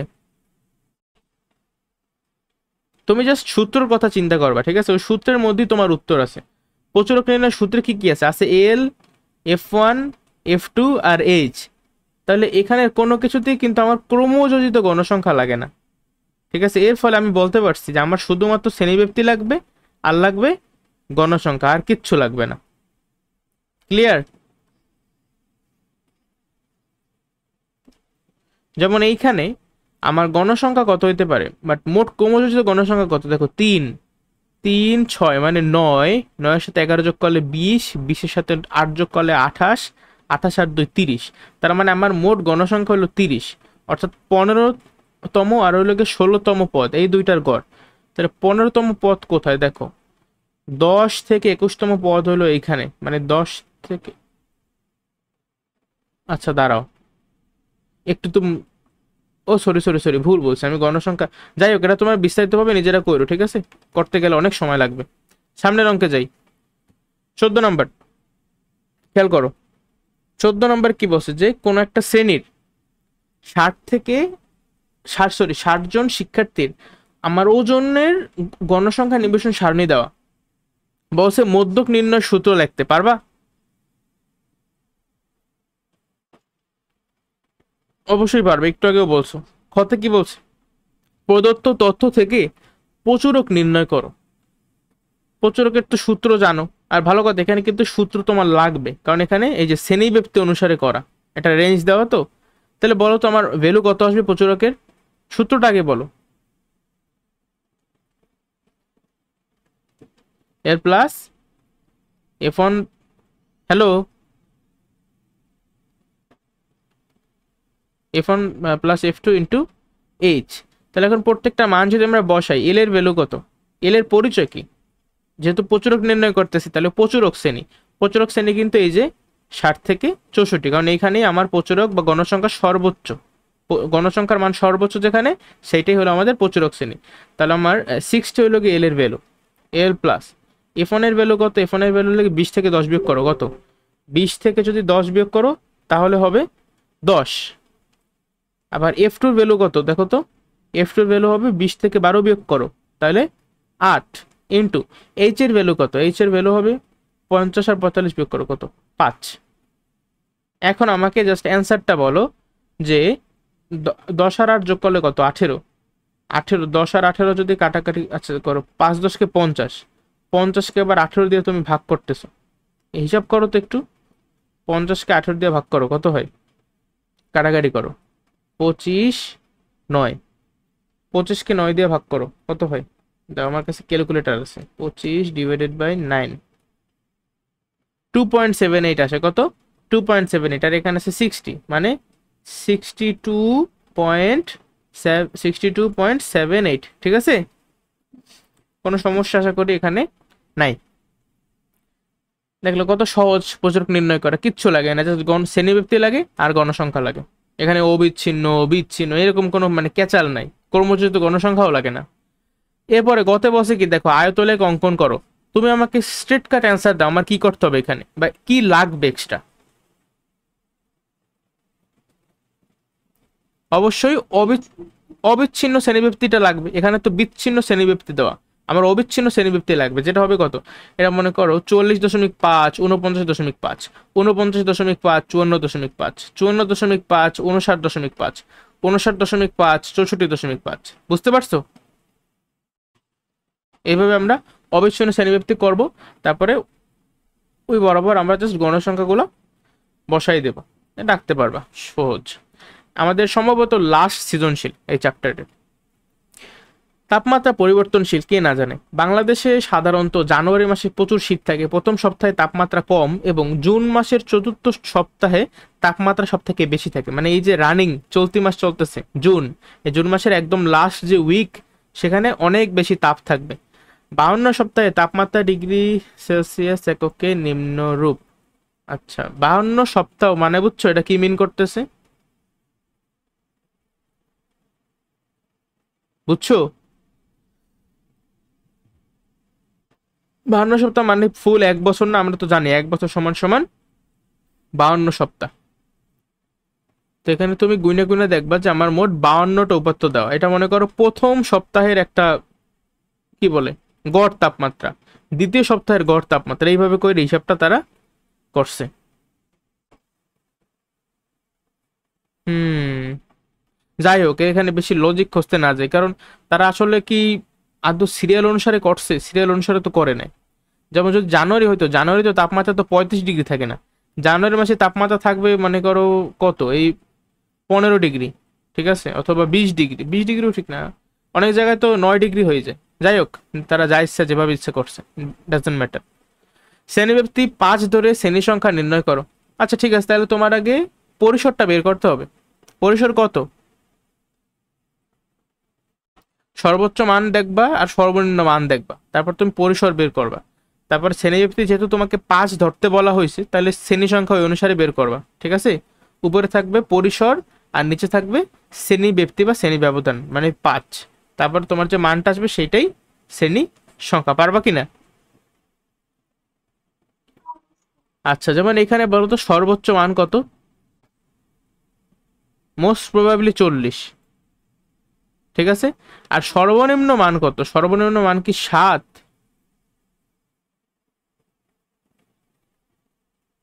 হ্যাঁ, 41 আছে। এই যে দেখছো, এভাবে খুঁজো, আমি কিন্তু ভাই সময় নেই না। তুমি ও 41ও না, 42। সে লুকাই ছিল, পরবর্তীতে খুঁজলে কিনা 43-44ও পাই যাও, কে জানে। যাই হোক, আপাতত আমার কাছে যা মনে হইতেছে সর্বোচ্চ মান হলো গিয়ে 42, আর সর্বনিম্ন মান কত? 7 ধরে নি নাকি? সর্বোচ্চ সম্ভবত 7। তাহলে 42 থেকে 7 বিয়োগ করো, সর্বোচ্চ মান মাইনাস সর্বনিম্ন মান প্লাস 1, কত হয় অ্যান্সার? 36। তাহলে তুমি যদি 36 বসাও উপরে আর নিচে 5 বসাও, তাহলে কত আসে? 5×7=35, ওই তো 7.2 আসবে, ঠিক আছে। মানে তুমি এটা রাউন্ড ফিগার কইরা 8 বলবা, অর্থাৎ তাহলে শ্রেণী সংখ্যা কত? 8। ক নাম্বার কি বলছে দেখো, উপাত্ত সমূহকে সারণী আকারে প্রকাশ করে সারণী থেকে, দেখো এখানে অবিচ্ছিন্ন আকারে দেওয়া, অবিচ্ছিন্ন না, শব্দটা হলো অবিন্যস্ত, ঠিক আছে। অবিন্যস্ত আকারে আমাদেরকে উপাত্তগুলো দেওয়া। তো এগুলাকে আমরা বিন্যস্ত করব কিভাবে? একটা গণসংখ্যা নিবেশন সারণীর মাধ্যমে, ঠিক আছে। ধরো এই কতে আমরা যেভাবে করছি না, শ্রেণী ব্যক্তি 5 ধরছি, শ্রেণী সংখ্যা আমরা 8 পাইছি, এইটাই মনে করো আমরা করব, ঠিক আছে, ছক আকারে দেখাবো যে প্রথম শ্রেণীটা কেমন হবে বলো তো। প্রথম শ্রেণী হলে কি সব থেকে ছোট মান থেকে শুরু হবে 7। 7 থেকে কত, যেহেতু শ্রেণী ব্যবধান কত বা শ্রেণী ব্যক্তি 5 ধরছি, তাহলে 7 থেকে হবে 11। তার পরবর্তী শ্রেণীর নিম্ন সীমায় যে 12 থেকে 16, বুঝতে পারছো? এইভাবে চলতে থাকবে জিনিসটা। সারণী থেকে সর্বনিম্ন এবং সর্বোচ্চ তাপমাত্রার গড় নির্ণয় করো। মানে সারণী থেকে তোমার একদম সর্বনিম্ন এবং সর্বোচ্চ তাপমাত্রা। আচ্ছা, সর্বনিম্ন তাপমাত্রা কত? 7 ডিগ্রি। আর সর্বোচ্চ তাপমাত্রা কত? 42 ডিগ্রি। এই দুইটার গড় করতে বলছে। তো 42-এর সাথে গড় কত? 42-এর সাথে যোগ করো 49, তাহলে তো 24.5 আছে। আসলে ওনারা কি বলতেছে আমি কিছু বুঝতেছি না। মানে সারণী থেকে সর্বনিম্ন এবং সর্বোচ্চ তাপমাত্রার গড়, এরকম তো অঙ্ক হওয়ার কথা না। আচ্ছা, আমি ঠিক এটা জানি না, বাট সাধারণ নিয়ম কি, নর্মাল নিয়ম, গড় নির্ণয় করে কিভাবে? যে আমরা চার্ট করে, ঠিক আছে, যে প্রথমে থাকে আমাদের শ্রেণী ব্যক্তি, তারপরে কি থাকে? যেহেতু ব্যক্তি, তাহলে আমার শ্রেণী মধ্যমান থাকবে, তাই না? শ্রেণী মধ্যমান। তারপর কি থাকবে? শ্রেণী মধ্যমানকে আমরা কি দিয়ে প্রকাশ করি? X I. তারপর থাকবে আমাদের গণসংখ্যা মানে এফ আই। তারপর থাকবে কি? এফ আই এক্স আই, তাই না?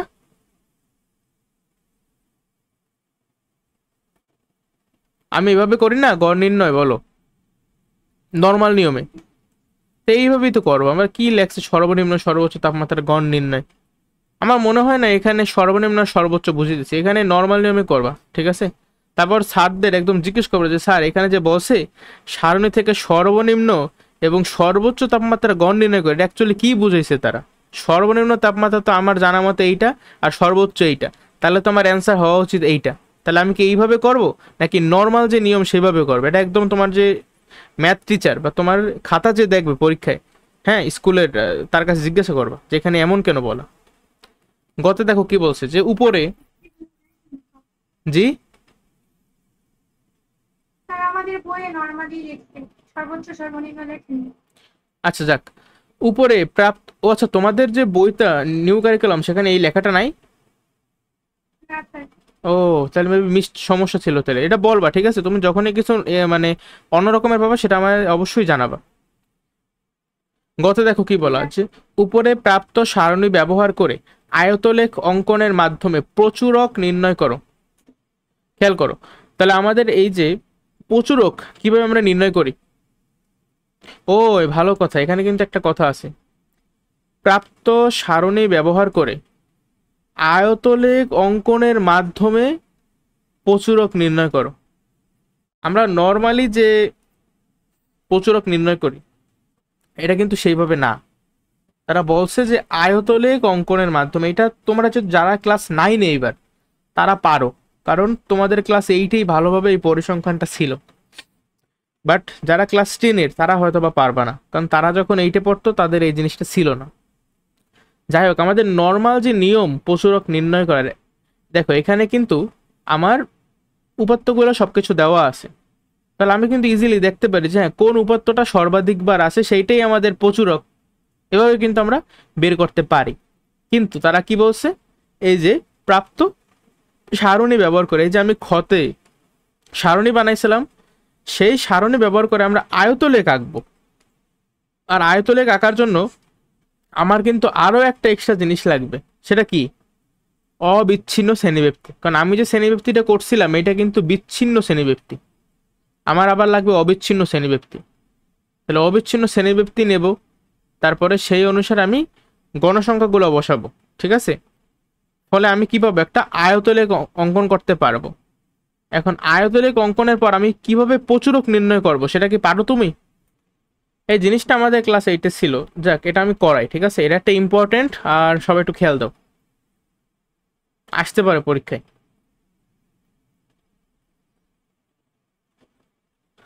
তাহলে যেহেতু আয়তলেখ আঁকতে বলছে, আমার অবিচ্ছিন্ন শ্রেণীব্যক্তি আমি আগে করব। ঠিক আছে, অবিচ্ছিন্ন শ্রেণীব্যক্তিটা কত হবে মনে করে যে 6.5 টু 11.5, তারপরে 11.5 টু কত 16.5, 16.5 টু 21.5, এইভাবে তুমি চালাইতে থাকবা।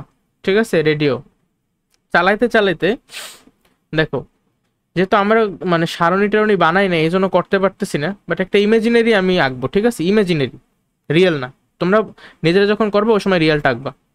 ধরো আমার চিত্রটা আসলো এরকম কিছু একটা, যে এখানে ছেদ চিহ্ন, তারপরে এখানে আমাদের কত হয়েছে 6.5, এটা হলো 11.5। ঠিক আছে, তো এভাবে চলতে থাকবে।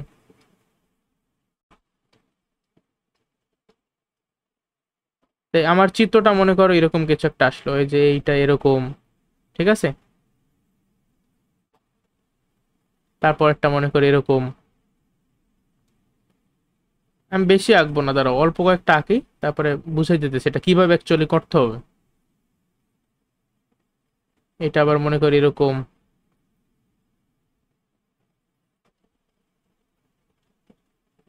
ঠিক আছে, এটা আবার দেখো এরকম।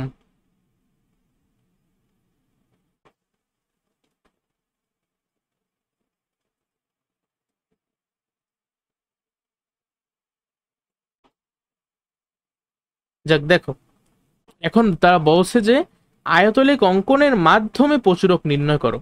তবে আয়তলেখ তো আঁকছি, এখন এইখান থেকে আমি প্রচুরক কিভাবে নির্ণয় করতে পারি? দেখো y অক্ষ বরাবর কি আছে, গণসংখ্যা না?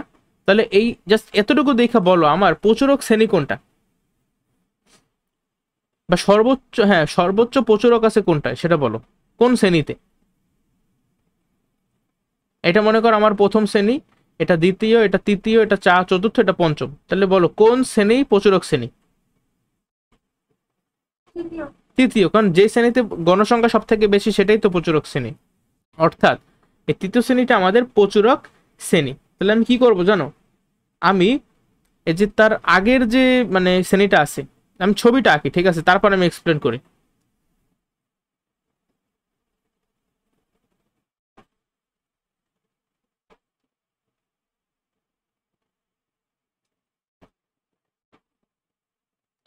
দেখো তো এই জিনিসটা কখনো দেখছো কিনা আগে?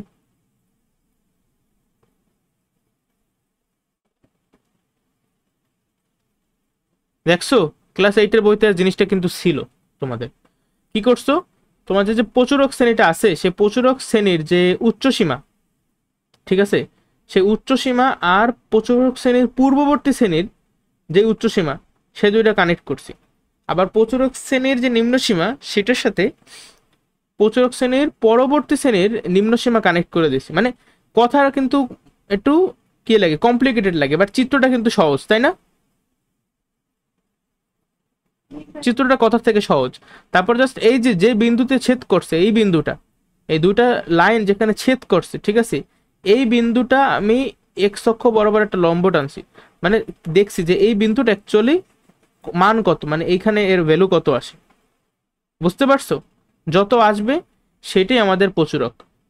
ধরো আমি একটা আনুমানিক যদি বলি, এটা অনুসারেই এটা হলে কি, মনে করো আমার 6.5, এইটা হলো 11.5, তাহলে এই লালটা হলো 16.5, এইটা হলো 21.5।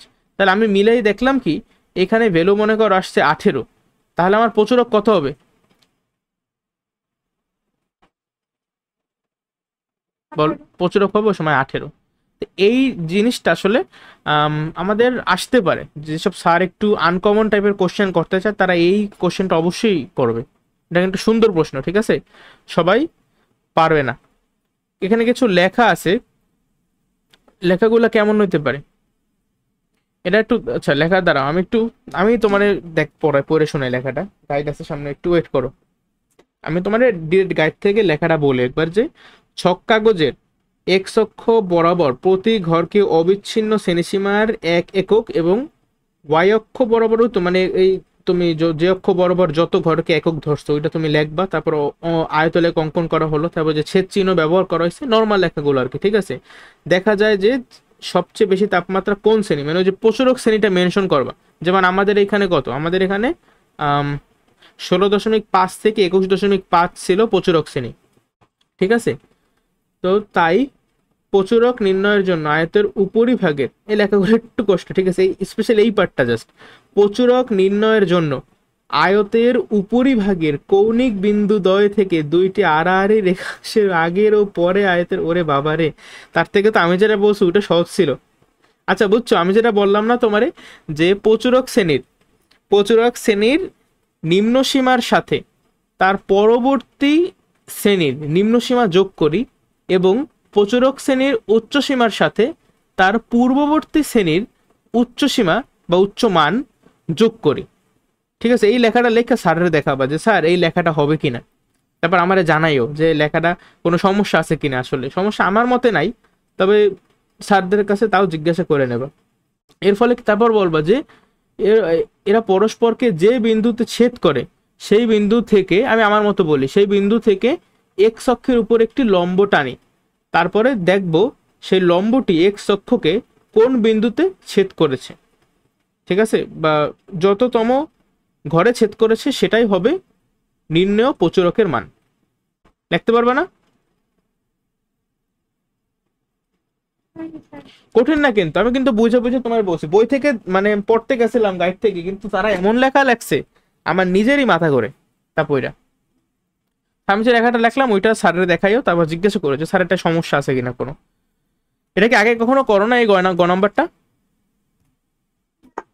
আচ্ছা যাক, এই ছিল আমাদের মোটামুটি বইয়ের যত ম্যাথ। আগামী ক্লাসে আমরা একটা সিকিউ ক্লাস নেব, তার পরবর্তীতে এমসিকিউ, তারপর আমাদের এই চ্যাপ্টারটা শেষ। তো কোনো প্রবলেম বা কোনো প্রশ্ন আছে? আশা করি সবকিছু বুঝতে পারছো। তাহলে আজকের মতো ক্লাস এখানেই শেষ। সবাই নিজেরা ভালো থাকো, অপরকেও ভালো রাখো। আসসালামু আলাইকুম।